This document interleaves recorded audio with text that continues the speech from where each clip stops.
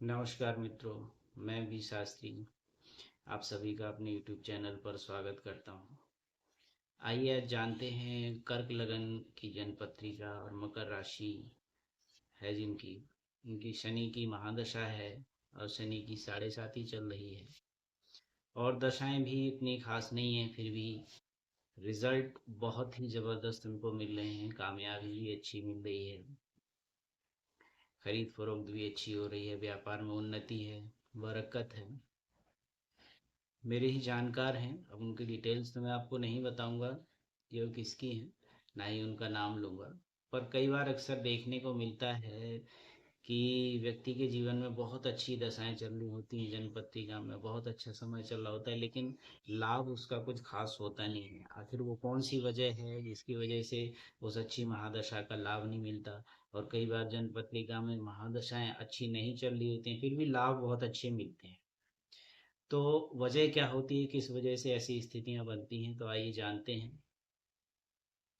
जो जातक हैं उनका कर्क लगन है और मकर राशि है, और इस समय उनको व्यापार में भी काफी अच्छी प्रोग्रेस मिल रही है, कामकाज में अच्छी बदलाव परिवर्तन देखने को मिल रहे हैं। फाइनेंशियल स्टेटस भी काफी अच्छा है और जमीन जायदाद आदि भी खरीद फरोख्त कर रहे हैं। मतलब संपूर्ण सुख वैभव ऐशो आराम वो भोगते चले जा रहे हैं और धीरे धीरे उनकी प्रोग्रेस उन्नति होती जा रही है।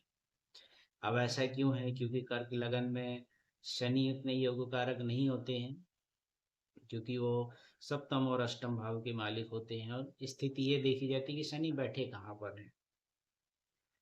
शनि की महादशा है, मंगल का अंतर है और चंद्रमा का प्रत्यंतर चल रहा है। तो वजह क्या है कि उनको अच्छे लाभ मिल रहे हैं? तो उसकी एक ही वजह है कि हम सबसे पहले ये देखते हैं कि शनि किस भाव के कारक ग्रह हैं और वो कहाँ से रिजल्ट दे रहे हैं, क्योंकि हम नक्षत्रों से गणना करते हैं। अब ये जो जातक हैं इनकी जन्म पत्रिका में शनि फोर्थ हाउस में बैठे हुए हैं, और जो मालिक होते हैं कर्क लगन में वो सातवें और आठवें घर के मालिक होते हैं, लेकिन वो रिजल्ट दे रहे हैं 11वें घर से। क्यों दे रहे हैं? 11वें घर से रिजल्ट इसलिए दे रहे हैं क्योंकि उस भाव के वो कारक ग्रह हैं। क्योंकि जिस भाव का जो ग्रह कारक होगा वो अपनी दशा में शुभ अशुभ फल उसको देगा ही देगा।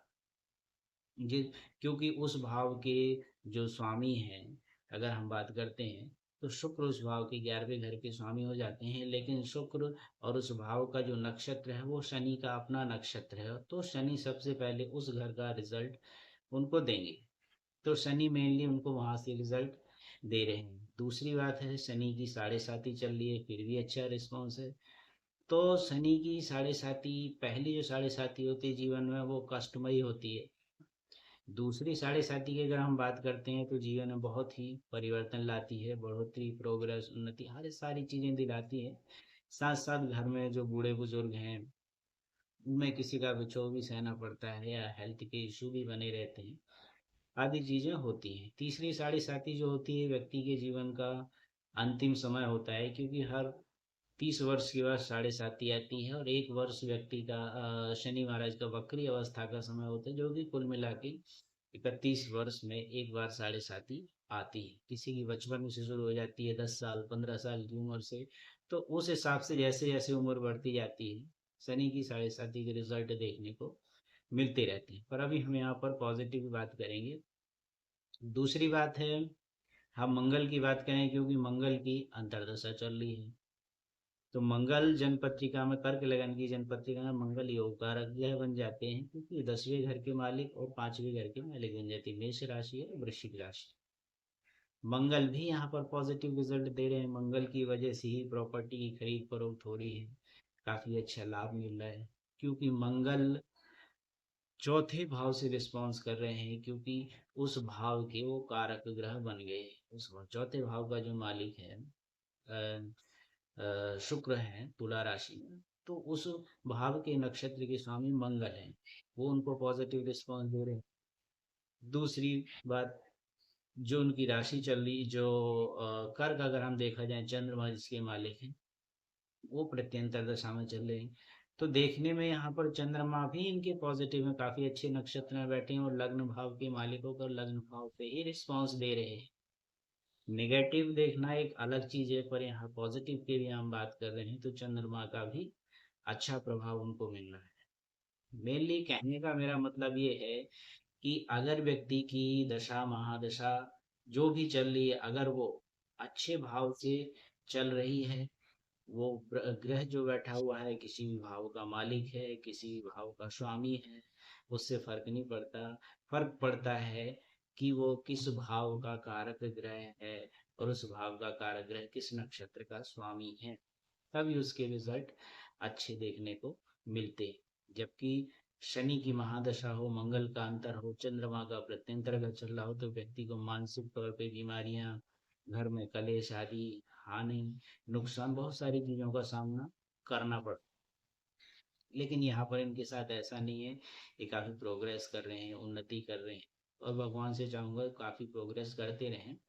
लेकिन फिलहाल अभी देखा जाए तो चंद्रमा के हिसाब से जो इनकी दशा चली गई, इनकी माता के स्वास्थ्य में दिक्कतें समस्याएं आ रही हैं, हेल्थ में इशू बन रहे हैं। उसकी वजह क्या है? क्योंकि इनकी साढ़े साथी का दूसरा चरण चल रहा है, दूसरी साढ़े साथी चल रही है। दूसरे साढ़े साथी में घर में किसी बूढ़े बुजुर्ग की हेल्थ में समस्याएं, इशू, दिक्कतें, परेशानी देखने को मिलती है, जिसकी वजह से मानसिक थोड़ी सी अशांति बनी हुई है, अगर हम दशाओं के अकॉर्डिंग देखें। पर ओवरऑल कुंडली में सही मायने में देखा जाए तो जो महादशा है इनकी शनि की महादशा है, जो कि शनि 7वें और 8वें घर के मालिक हैं, उतना अच्छा खास रिजल्ट नहीं देने वाले हैं, फिर भी अच्छा दे रहे हैं क्योंकि वो 11वें भाव के भाव स्वामी होकर ये इनकम भाव का रिजल्ट दे रहे हैं। मंगल पॉजिटिव होकर चौथे भाव के भाव स्वामी बनकर, कारक भाव बनकर वहां का रिस्पॉन्स दे रहे हैं। चंद्रमा रोहिणी नक्षत्र का बैठ के इनको काफी पॉजिटिव रिस्पॉन्स दे रहा है। तो कई बार लोगों के सवाल ये होते हैं कि अच्छी दशा है, सब कुछ अच्छा है, फिर भी रिस्पॉन्स क्यों अच्छे नहीं आ रहे हैं? तो बशर्ते हम ग्रहों को ना देखकर अगर ग्रह नक्षत्र को हम देखें और उस भाव स्वामी को देखें, तो हमें पूर्णतः ये पता चलता है कि हाँ, इस भाव से व्यक्ति की दशा चल रही है और रिजल्ट वैसे ही इनको देखने को मिल।